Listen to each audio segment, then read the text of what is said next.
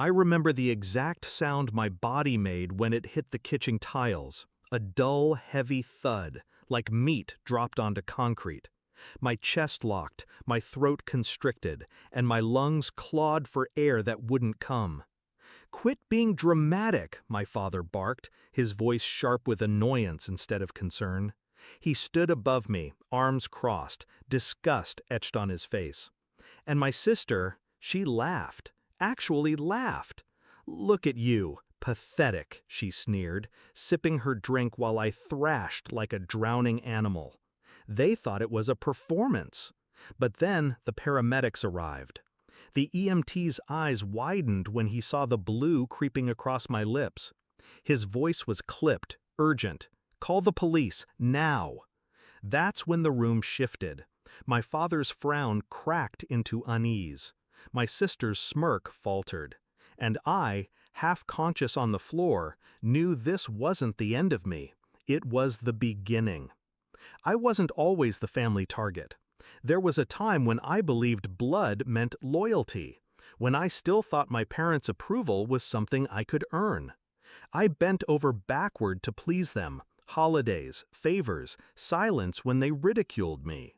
My sister thrived in that cruelty. She was the golden child, feeding on my humiliation. If I spoke up, my parents shut me down. If she cut me down, they laughed with her. But lately, the cruelty had sharpened into something darker. Meals that tasted off. A foggy weakness that settled into my limbs after family dinners. A bitterness in the water glass my sister poured only for me. I didn't say a word. Not yet. The night I collapsed wasn't random. It was their escalation. A slip too far. The hospital ran tests.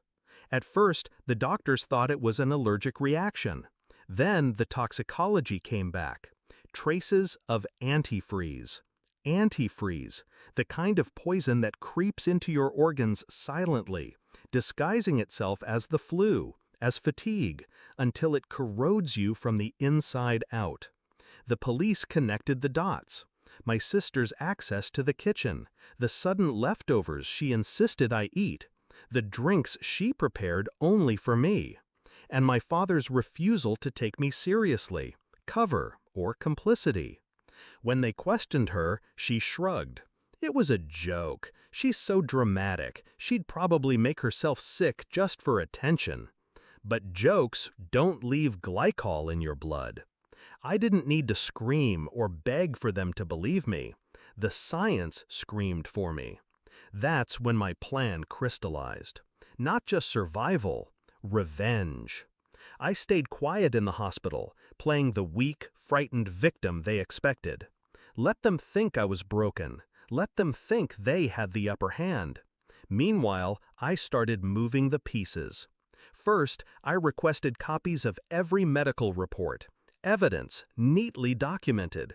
Second, I met with the detective handling my case privately, not to plead, no, to provide context, patterns, dates, the little slips I'd observed but hadn't voiced, the odd taste, the jokes about how I wouldn't last long in this family. And third, I began securing my future. Quiet calls to my lawyer, a careful transfer of my savings into an account they couldn't touch, my will rewritten.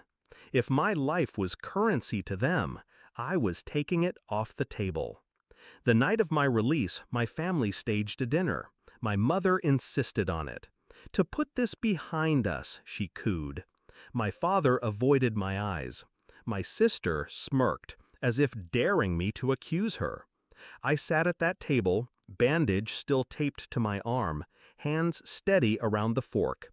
And then I slid the manila folder across the table. Police reports, lab tests, copies of the warrant that was about to be executed. "You always said I was dramatic," I said softly, locking eyes with my father. Turns out I wasn't dramatic enough. My sister's face drained of color. My father finally looked small. My mother's hand trembled against her wineglass.